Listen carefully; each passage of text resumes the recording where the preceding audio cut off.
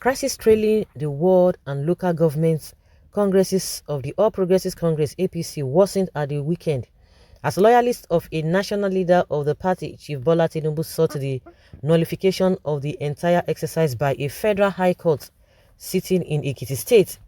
They also sought the sacking of Yobe State Governor and Chairman All Progressives Congress APC CARETAKER Extraordinary Convention Planning Committee, Mai Mala BUNI.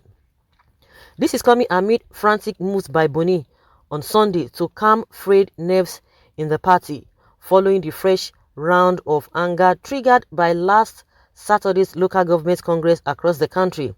The governor assured aggrieved chieftains of the party not comfortable with the outcome of Congress of amicable resolutions of the crisis exacerbated by the conduct of parallel congresses in some states' chapters. The governor, in a statement by his Director General, Press and Media Affairs, Maman Mohammed, said the party had instituted internal mechanisms to address differences and grievances arising from the Congress. He promised that the party would be transparent, just and fair, so anybody or group of persons with complaints that are forwarded by the party. He said, the doors of reconciliation are always open in the party to build a strong and united APC. We should therefore explore the exploit the opportunities available to settle all differences. I am highly elated that we are progressing at every stage of the Congress. I am optimistic that the party will at the end of the Congresses produce a general acceptable and credible leadership that will build on the successes recorded for a strong, united and a winning APC. Aggrieved APC members loyal to TINUBU approached the Federal High Court to declare as illegal and unconstitutional the actions taken under BUNI as the chairman of the party. In the suit marked FAC/AD/CS/21/2021 filed at the Ado Ekiti division of the court, the members, under the auspices of the Southwest Agenda for Asiwaju 2023, sought an injunction declaring the outcomes of the July 31st World Congress and September 4 Local Government Congress unconstitutional, illegal, null and void. The suit deposed by 36 SWAGA members and contestants in the World Congress on behalf of over 3,650 members of the group in Ekiti was filed by their lawyers, Barrister Ayodeji Udu, and 5 others for the plaintiffs. The SWAGAs are the Southwest Agenda for Asiwaju 2023. That is the short form of the SWAGA is the short form of that. Southwest Agenda for Asiwaju 2023, which is SWAGA.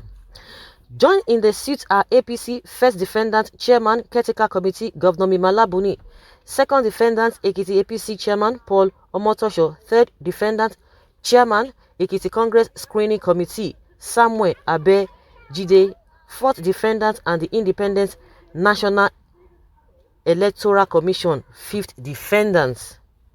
They also prayed the court a declaration that no Congress was held in the Ekiti State chapter of the First Defendant, as no result has been declared in respect of the Congress as at the date of filing this case.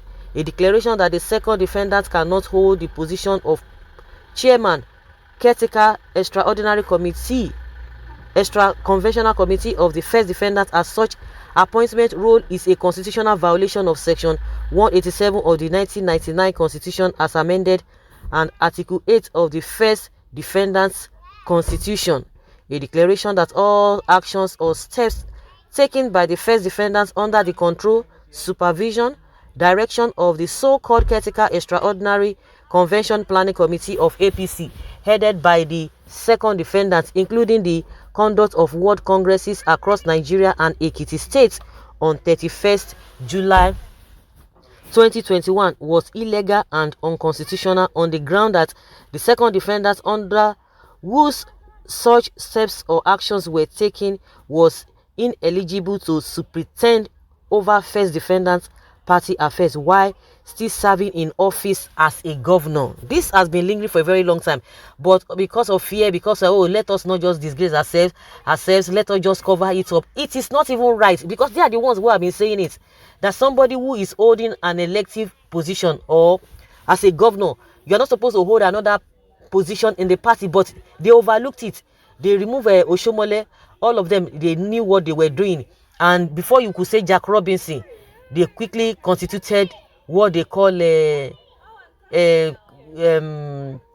extraordinary convention, whatever, caretaker and whatever. So that is how they put it, because ordinarily they will tell you, oh, it is not he's not the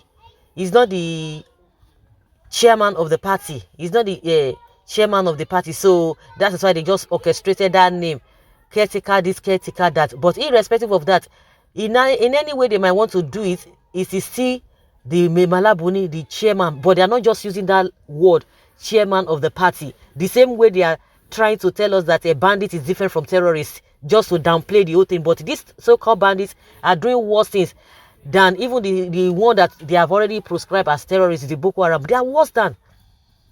They will still come out and tell you Fulani S-men, this and that. But these guys are really, they are terrorists.